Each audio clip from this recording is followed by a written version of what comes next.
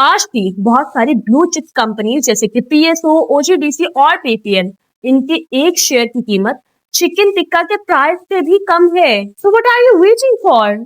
आज ही Pakistan stock market में अपना अकाउंट खुलवाइए और इस शानदार मौके का भरपूर फायदा उठाइए। अरे अरे, चिकन टिक्का बाद में खा लेना, पहले अपने फ्यूचर को फाइनेंशियली सिक्योर तो कर लो और जल्दी से पीएसएमयू को ज्वाइन करें और मैसेज करें, क्योंकि मैं पीएसएमयू के प्लेटफॉर्म पर आपका वेट कर रही हूँ।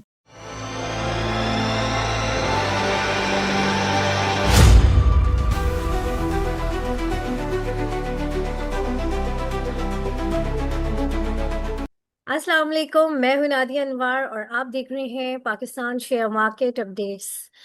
बस एक लाहासिल सी हो गई है जिंदगी, सफर भी रोज का है और जाना भी कहीं नहीं। जी हाँ, कुछ यही हालात और वाकयात इस वक्त हो गए हैं स्टॉक मार्केट में। जो लोग इन्वेस्टेड हैं इस वक्त जो करंट सिनेरियो के ऊपर अगर हम बात करें तो यहाँ पर पेट्रोल की जो इस वक्त करंट सिचुएशन में जो इस वक्त पेट्रोल की प्राइसेस से जो पाकिस्तान में जो ऑल टाइम अगर हम हिस्ट्री देखते हैं तो सबसे ज़्यादा इस वक्त हाई हुई है। 2 दिन कबल डोनाल्ड ट्रम्प का एक स्टेटमेंट आया था और उसमें उन्होंने कहा था कि वो ईरान को जो है स्टोन एज में ले जाएंगे। लेकिन लगता ऐसा है कि अगर ये जंग इसी तरीके से जारी और सारी रही तो शायद ईरान नहीं, ईरान का तो पता नहीं, लेकिन हाँ दुनिया ज़रूर स्टोन एज में चली जाएगी।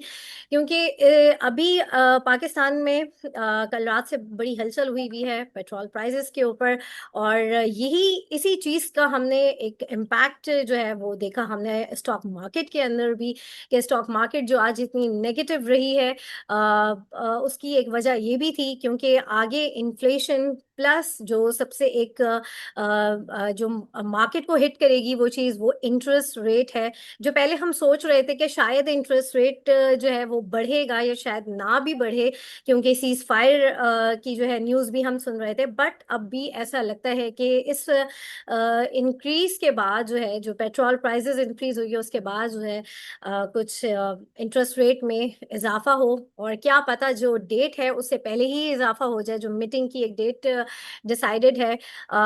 फर्दर इसके ऊपर बात करेंगे और जानेंगे कि आगे मार्केट का क्या स्टांस है और फर्दर क्या इम्पैक्ट हो सकता है और कितना मार्केट और हमारे इन्वेस्टर्स जो है इसको सफ़र करेंगे।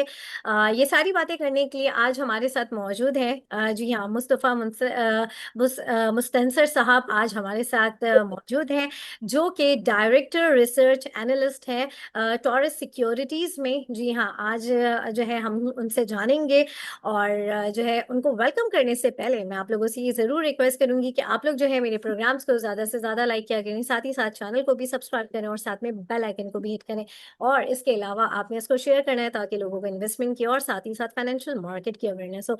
तो चलिए जी चलते हैं और अपने गेस्ट को वेलकम करते हैं। अस्सलाम वालेकुम सर। वालेकुम सलाम। कैसे हैं सर आप? अल्हम्दुलिल्लाह all good. Thank you so much sir for your time and welcome to my session.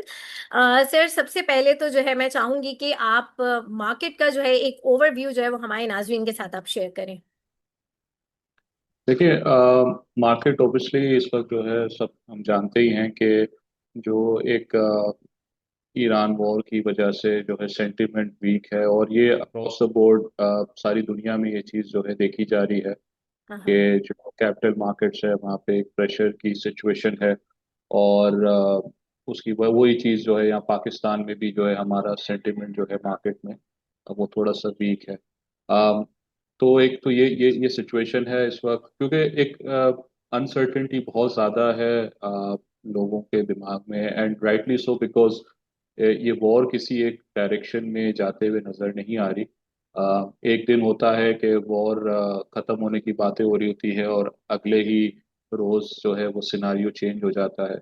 और इसमें सबसे जो एक मेजर फैक्टर है जो कि काफ़ी ज़्यादा इम्पैक्ट कर रहा है हर चीज़ को, वो आपकी ऑयल प्राइस की मूवमेंट है। हाँ। जो कि जिस तरह से ऊपर नीचे हो रही है, तो ऑब्वियसली पाकिस्तान जैसे importing countries, oil importing countries जो है, हम इससे काफ़ी ज़्यादा मुतासर हो भी रहे हैं और आगे भी होंगे। और दूसरे भी जो इकोनॉमीज हैं हमारे ही रीजन में, इंडिया हो गया और जापान हो गया, ईस्ट फार ईस्ट में अगर हम देखें कंट्रीज हो गए, तो तकरीबन समझे पूरी दुनिया ही इस चीज़ से जो है मुतासिर हो रही है। और इसी चीज़ का इम्पैक्ट जो है हमें मार्केट में भी नज़र आ रहा है। और बिकॉज इन्वेस्टर्स जो है वो, एक तो मैं आपको ये बताते चलूँ कि ऑलरेडी इस साल जो है market, even before the war जो है काफ़ी एक बड़ी करेक्शन मार्केट ने ली थी, फरवरी के मंथ में, हम्म। जिसके अपने अलग रीजंस थे। जिसके अंदर एक आपका T+1 सेटलमेंट मैकेनिज्म जो इंट्रोड्यूस कराया मार्केट में, उसकी वजह से लेवरेज एक्टिविटी काफ़ी सब्सटेंशियली डिक्रीज हुई। उसकी वजह से मार्केट में एक्टिविटी वॉल्यूम कम हुई। वो एक रीज़न था। फिर सेलिंग चल रही थी, फॉरेन सेलिंग चल रही है काफ़ी टाइम से मार्केट में। अम, इसी तरह इंस्टीट्यूशंस की भी सेलिंग चल रही थी। तो ये कुछ फैक्टर्स थे जिन्होंने ऑलरेडी हमारे इंडेक्स को जो है प्रेशर में रखा हुआ था। और उसको फिर जब ये वॉर शुरू हुई मार्च के अंदर, तो उसने सिचुएशन को और ज़्यादा एक्सैसरबेट कर दिया। और आज हम आपके सामने मार्केट के लेवल्स। बिल्कुल। और ऐसे जैसे आपने अभी जिक्र किया T+1 हमारी मार्केट हुई है, तो ये भी बीच में अभी बात हुई थी, डिसाइड हुआ था, ये भी हम न्यूज़ सुन रहे थे कि अब दोबारा से जो है T+2 की तरफ जो है वो हमारी मार्केट जा रही है। तो लेकिन अभी तक कोई विजिबल कोई बात सामने आई नहीं है, तो क्या लग रहा है, क्या T+2 पे दोबारा हमारी मार्केट शिफ्ट हो रही है? देखिए, इस पे मैं कमेंट नहीं कर सकता, बिकॉज इस पे जो रेगुलेटर है वही हमें ऑफिशियल जो भी इसका वे फॉरवर्ड है वही कम्युनिकेट करेंगे। तो हम्म। बट ये ज़रूर है कि आई थिंक कुछ कंसल्टेशन चल रही है इसको लेके। एंड बिकॉज प्रैक्टिकल इश्यूज हैं कुछ जो फेस करने पड़ते हैं यहाँ पे, स्पेशली मार्केट पार्टिसिपेंट्स को। हम्म। ऑल्दो मैं ये ज़रूर कहता जाऊंगा कि T+1 जो है it's a global practice, and it's actually a benchmark. और आइडियली जो है यही मैकेनिज्म होना चाहिए। और जो राइट। ग्लोबली अगर हम देखें जो टॉप की स्टॉक मार्केट्स हैं दुनिया में, तो वहाँ पे यही निज़ाम इम्प्लीमेंट होता है। तो सही। I think it was a step in the right direction. But let's see अब रेगुलेटर आगे इसको किस तरह से लेके चलता है इस चीज़ को। बिल्कुल बिल्कुल। और जैसे अभी जैसे इंटरेस्ट रेट की बात हो रही है, क्योंकि पेट्रोल प्राइसेस बहुत ज़्यादा जो है इस वक्त बढ़ चुकी हैं, इन्फ्लेशन तो बिल्कुल आएगा। और ये भी है कि अभी जो है इंटरेस्ट रेट भी शायद बढ़ जाए, शायद नहीं, अब मोस्ट डेफिनेट लग रहा है कि शायद मतलब बढ़ जाएगा। तो मार्केट आगे और कितना सफर करेगी अगर इंटरेस्ट रेट भी बढ़ जाता है? और जंग का तो हम अभी कुछ कोई बात कर ही नहीं सकते, तो क्या लग रहा है इंटरेस्ट रेट को देखते हुए? देखिए, इंटरेस्ट रेट का आउटलुक इस वक्त मैं आपको थोड़ा बताता चलूँ कि ऑब्वियसली इन्फ्लेशन हम्म। की ऊपर ही बेस्ड होता है। हम्म। राइट। और कल के जो गवर्नमेंट ने अनाउंसमेंट की है पेट्रोल और डीजल की प्राइसेस में जो इंक्रीज आया है, हाँ। उसके बाद हमें लगता है कि अप्रैल के अंदर इन्फ्लेशन 12 से 14% के आसपास रहेगी पाकिस्तान में। और अगर हम ये अज्यूम करते हैं कि ऑयल प्राइसेस सिमिलर लेवल पे रहती हैं या और ज़्यादा बढ़ जाती हैं, तो हमें ऐसा लगता है कि बाय जून इन्फ्लेशन में काफ़ी सब्सटैंशियल इंक्रीज जो है हमें देखने को मिल सकता है। अब इसको जब हम हमारे करंट इंटरेस्ट रेट से कंपेयर करते हैं, तो 10.5% का इस पर पॉलिसी रेट है, 10.5%। और अगर 14% इन्फ्लेशन आती है तो हम लोग एक तरह से हमारा जो रियल इंटरेस्ट रेट है वो नेगेटिव टेरिटरी में चला जाता है। हम्म। इसके ऊपर ऑब्वियसली जो स्टेट बैंक है वो इस चीज़ को मद्देनज़र रखेगा कि बेसिकली जो है ये सप्लाई इंड्यूस शॉक है। ठीक है, डिमांड ड्रिवन नहीं है। सही है। But at the same time अगर on a longer term basis double digit inflation मुल्क में सस्टेन होती हुई नज़र आ रही है, अगर इन्फ्लेशन एक्सपेक्टेशन ऐसी बन रही है कि इस साल और अगले साल भी इन्फ्लेशन जो है वो डबल डिजिट्स में रहेगी, तो हमें काफ़ी सब्सटेंशियल इंक्रीज देखने को मिल सकता है इन interest rates. May be around 150 to 200 basis points from the current level very easily। um, वो चीज़ होगी तो ऑब्वियसली हमें मार्केट से जो है एक आउटफ्लो देखने को मिलेगा towards your fixed income side. और जैसे हम देख रहे थे कि जब पाकिस्तान में इंटरेस्ट रेट 22% थे और इतने हाई लेवल्स पे थे, तो हमने देखा था कि हमारे इक्विटी मार्केट से जो है सारा कैपिटल मोस्टली उस तरफ डिप्लॉयड था। तो अगर इंटरेस्ट रेट बढ़ता है 13-14% हो जाता है या और इससे ज़्यादा आगे बढ़ता है based on what ever the outlook for inflation is, तो हमें जो है मार्केट में और भी ज़्यादा करेक्शन देखने को मिल सकती है। Although it's very difficult to anticipate के बॉटम कहाँ होगा मार्केट का, because all hmm. These things are extremely fluid, और they're dependent on a lot of other factors. हमारी मार्केट वी नो के it's not primarily fundamentally driven, इसमें बहुत सारे और भी फैक्टर्स होते हैं। सो बट ये कि based on the facts that are at hand right now, we do anticipate के interest rates जो है in the very near future should go up by at least 100 to 200 basis points. Okay.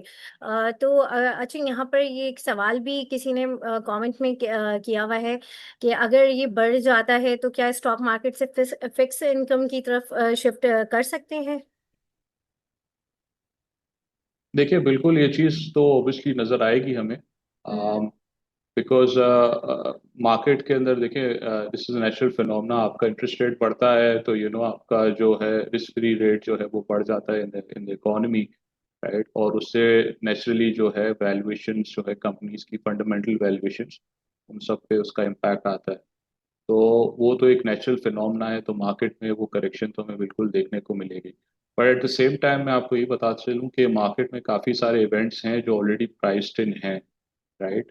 तो I think कि ये depend करेगा बहुत ज़्यादा इस फैक्ट पे कि हमारी जो अभी करंट जो फ्यूल की प्राइसेस है वो आगे और कितना टाइम पे सस्टेन करती हैं, राइट, और इसके सेकेंड राउंड इफेक्ट्स क्या आते हैं in terms of price hikes in other things, जैसे आपकी फूड इन्फ्लेशन है, आपके दूसरे जो सेक्टर्स होते हैं आपकी डेली लाइफ में उसका क्या इम्पैक्ट है।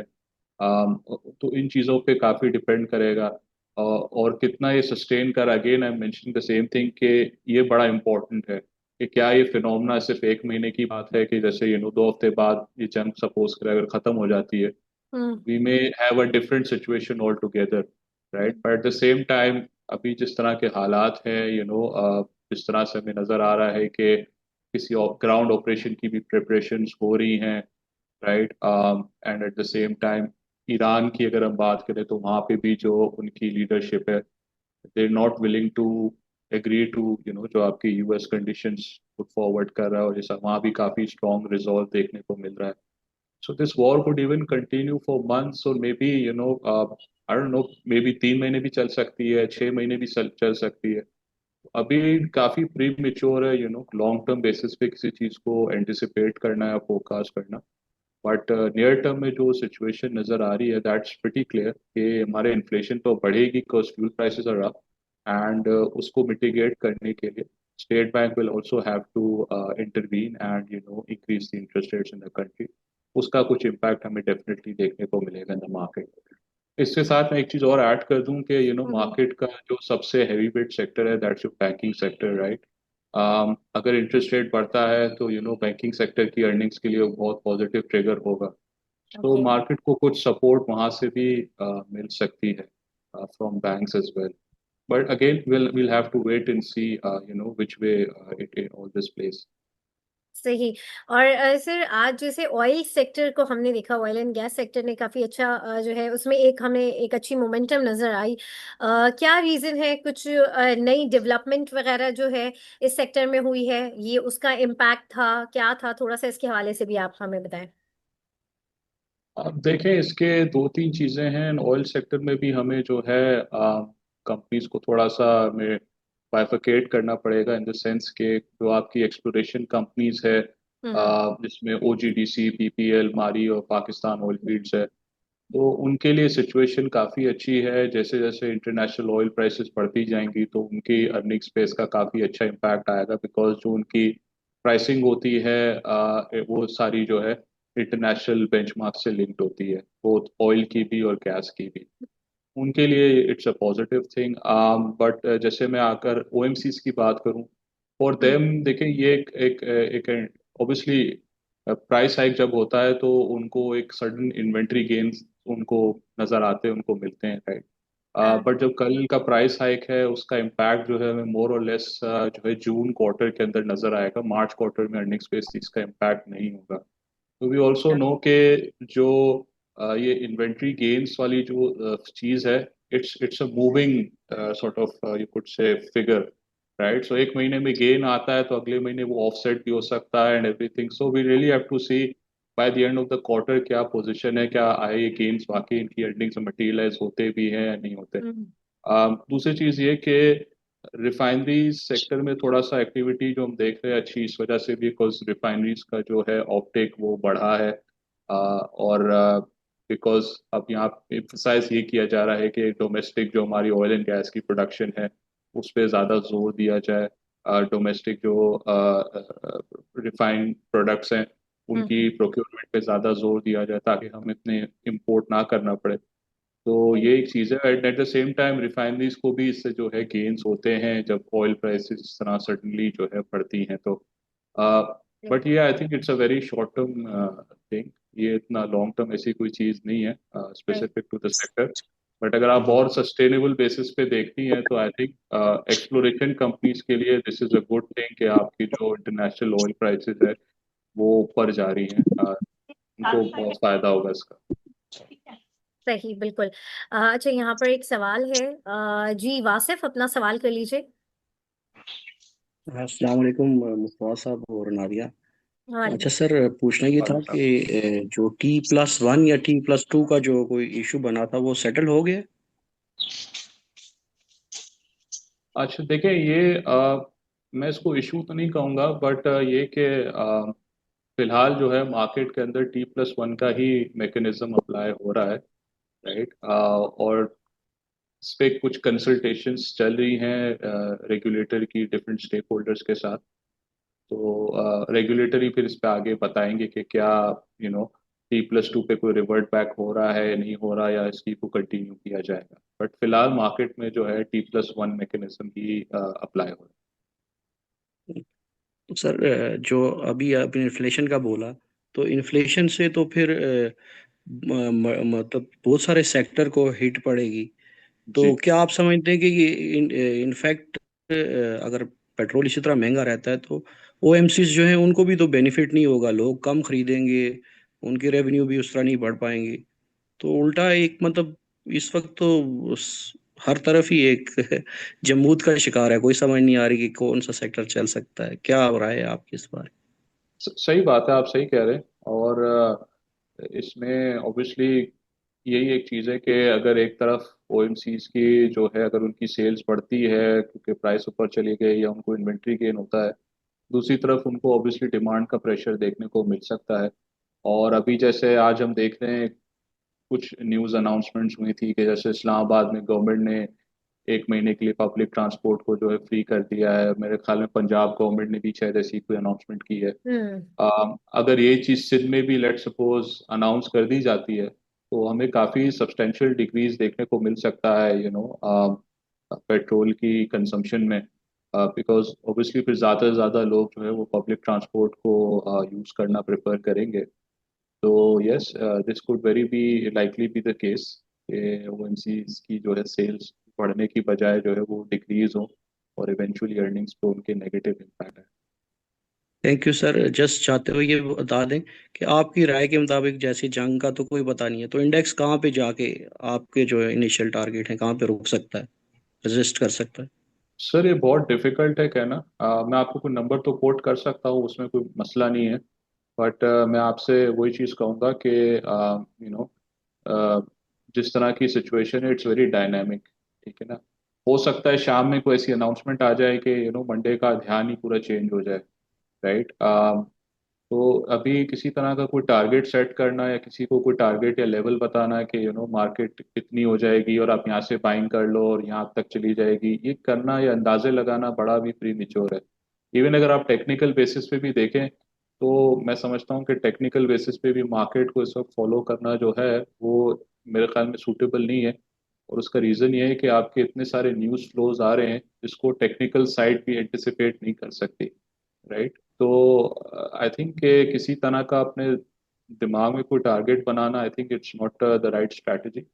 हाँ, आप ये ज़रूर कर सकते हैं कि आप फोकस करें ऐसे सेक्टर्स पे जो कि रिलेटिवली डिफेंसिव हैं या इन चीज़ों से अफेक्ट नहीं होंगे, या जिनकी अच्छी डिविडेंड यील्ड्स हैं, जो अच्छी ब्लू चिप कंपनीज हैं, बिकॉज उनके आप देखें लेवल्स बहुत अट्रैक्टिव हैं, आप उनमें अभी बाइंग कर सकते हैं। मतलब जो स्टॉक आप 1,90,000 पे नहीं ले सकते थे, वो आज अगर देखें तो उसमें अच्छी करेक्शन आ चुकी है, 30-40% की करेक्शन आ चुकी है। तो एक अच्छी अपॉर्चुनिटी है अगर किसी को लॉन्गर टर्म बेसिस अपना पोर्टफोलियो बनाना है, तो वो इन स्टॉक्स पे फोकस कर सकता है, regardless of whichever direction the market goes in the short term, और war का जो भी आउटकम निकले, you will stay protected in that sense।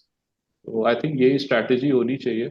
और एट द सेम टाइम ये भी बंदे के वो नहीं होना चाहिए कि क्या आप एक माइंड बना ले मार्केट कितनी गिरेगी, ये होगा वो होगा, so all this is speculation, right. तो इस वक्त तो मैं इसको स्पेकुलेशन ही कहूँ, बिकॉज किसी को नहीं पता, ऑनेस्टली मैं आपको बता रहा हूँ कि मार्केट का लेवल कहाँ बॉटम आउट होगा। तो या बस इस चीज़ को आप ध्यान में रखें। ठीक है सर। जस्ट अगर हम प्रीवियस हिस्ट्री को देख लें तो वर्स्ट केस सिनेरियो हमारा पाकिस्तान का जो पिछले 25-30 साल में कितना मतलब इंडेक्स गिरा था परसेंटेज इन सेंस किसी भी दौर में, कोई आप पुरानी एग्जांपल दे देखिए दें। सर, मुझे एग्जैक्ट परसेंटेज तो याद नहीं है, बट मैं इतना आपको बता सकता हूँ कि जो सबसे वर्स्ट करेक्शन मार्केट में हुई थी एक वो 2008 के अंदर हुई थी, जब फाइनेंशियल क्राइसिस आया था ग्लोबली। उसके बाद हमने देखा था कि कोविड के टाइम पे भी जो मार्केट ने करेक्शन ली थी, वो भी एक बहुत बड़ा एग्जाम्पल है हमारे सामने, right. But at the same time आप देखें कोविड के बाद मार्केट ने कितना ज़्यादा बाउंस बैक भी किया, जब सिचुएशन इम्प्रूव हो। तो हमें ये लगता है कि अगर हम वैसे देखें तो पाकिस्तान की बाज़ाहिर इस वक्त इकोनॉमिक सिचुएशन इतनी बुरी नहीं है। और अगर हम वॉर ना होती तो हमारी इकोनॉमी बहुत अच्छा परफॉर्म कर रही थी, हर लिहाज से इकोनॉमिक ग्रोथ भी हो रही थी, जीडीपी की फिगर्स भी बहुत अच्छी आ रही थी, हमारे जो है फॉरेन रिजर्व बहुत अच्छे लेवल पे चले गए थे, रुपी स्टेबल था, इन्फ्लेशन भी कंट्रोल में थी, इंटरेस्ट रेट भी जो है वो अच्छे लेवल पे आ गया था। और एक एक्साइटमेंट थी कि इंडेक्स जो है वो मोस्ट लाइकली 2 लाख की भी जो टारगेट है वो, मतलब हम्म। जो सतह है उसको अबूर कर जाएगा वेरी इजीली। तो बट ये तो अब देखिए, हम रहते हैं दुनिया में तो ऐसी चीजें होती हैं, इवेंट्स होते रहते हैं, राइट, जिसको एंटिसिपेट करना मुश्किल होता है और फिर उसका इम्पैक्ट आता है आपके मार्केट में। तो फाइनेंशियल मार्केट्स तो इसी तरह मूव करती हैं। सो बट फिर होपफुल कि इंशाल्लाह इन सब मामलात का जल्द कोई रेजोल्यूशन निकले, और we can move in a more positive direction after that. सही, बहुत बहुत बहुत शुक्रिया मुस्तफा साहब और दिया। बहुत शुक्रिया वासिफ भाई। अच्छा, ऐसे जैसे अभी आपने कहा कि कुछ इस तरह के सेक्टर्स हैं, कौन से सेक्टर्स आप समझते हैं, और जो ब्लू चिप कंपनीज हैं, किनको आप रिकमेंड करेंगे कि जो है इसमें अभी जो है लॉन्ग टर्म का स्टांस बना के इन्वेस्टर्स को इस वक्त इन्वेस्ट करना चाहिए? आप देखिए, मैं किसी स्पेसिफिक कंपनी का नाम नहीं लूंगा, but I tell hmm. You the sectors. Banking sector जो है आई थिंक वो सबसे अच्छा लगता है ओके। हमें, regardless of what ever happens, index सही। जितना करेक्ट करे या जो भी है, इंटरेस्ट रेट जितना ही बढ़े, उनको सबसे ज़्यादा बेनिफिट होगा इस चीज़ का। सही। तो बैंक्स आप देखें, बैंक्स आपको एट द सेम टाइम अच्छी डिविडेंड यील्ड भी ऑफर करते हैं, तकरीबन सारे बैंक्स उनकी यील्ड्स काफ़ी अच्छी हैं, और जो कुछ बड़े बैंक्स हैं उनकी यील्ड्स तो देर 11% ऑल्सो, और उनका बहुत अच्छा सस्टेनेबल यील्ड प्रोफाइल भी है। आप उनकी पास्ट हिस्ट्री देख लें, वो काफ़ी सालों से कंसिस्टेंटली हाँ। डिविडेंड पे करते आ रहे हैं। सही। तो that is a very safe bet. इसके साथ साथ आप फर्टिलाइजर सेक्टर देख सकते हैं, ऑयल एंड गैस में जैसे मैं बताया एक्सप्लोरेशन कंपनीज हैं, हाँ। ये भी काफ़ी सेफ है फॉर इन्वेस्टमेंट। फिर कुछ ऐसे कॉन्ग्लोमरेट्स हैं मार्केट में, जो कि डिफरेंट बिजनेसेस के अंदर हैं, जिनका एक्सपोजर जो है किसी एक सेक्टर में कॉन्सेंट्रेटेड नहीं है, जैसे वो लेट्स से सीमेंट में भी हैं, ऑटो में भी हैं, पावर में भी हैं, एक से ज़्यादा बिजनेसेस में इन्वॉल्व हैं। तो उन कंपनीज में आप इन्वेस्ट कर सकते हैं। और बाकी blue chip companies I think सबको नाम पता ही है, वो मुझे बताने की जरूरत नहीं है। तो आप उनमें जो है अच्छा वो कंपनी पे फोकस करें देख जिसकी एक हिस्ट्री है डिविडेंड्स पे करने की, राइट, जो अपने सेक्टर में एक लीडर समझा जाता है, राइट। ऐसे ऐसी कंपनीज को आप फोकस करें इन पे। और साइड स्टॉक्स जो कि पेनी स्टॉक्स हैं या इस तरह की, तो उनसे थोड़ा बच के रहें। वो मैं आपको रेकमेंड करूँगा। सही जी सर, बिल्कुल। सीमेंट सॉरी, सीमेंट और स्टील के बारे में भी थोड़ा सा बताएं, क्योंकि ये इंटरेस्ट रेट से काफी ज्यादा जो है जी रिलेटेबल होता है, तो इन दोनों सेक्टर के बारे में क्या कहेंगे? देखिए, इनमें आउटलुक फिलहाल मैं इतना ऑप्टिमिस्टिक नहीं हूँ। उसका रीज़न एक तो ये है कि वहाँ पे सेल्स पे काफ़ी प्रेशर है दोनों सेक्टर्स में।